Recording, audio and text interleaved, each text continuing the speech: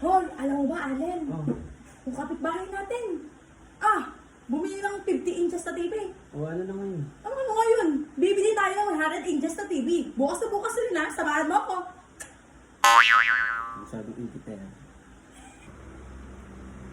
Hoy, alam mo ba, Allen? Yung kapitbahay natin. Nagpagawa ng second floor. O ano nga yun? Yung ano ngayon, hindi tayo papakabog. Papagawa tayo ng fourth floor. Naintindihan ba? Bukas-bukas rin. Ha? Ayaw, di ma. Allen, alam mo ba? Yung kapitbahay natin. Oh. Bumili ng isang Honda Click. O ano naman ngayon? Hindi tayo papakabog. Bukas, bibili tayo ng 4 na Honda Click. Dalawa-dalawa tayo, ha? O ano nga? Tipad ako sa likod dyan.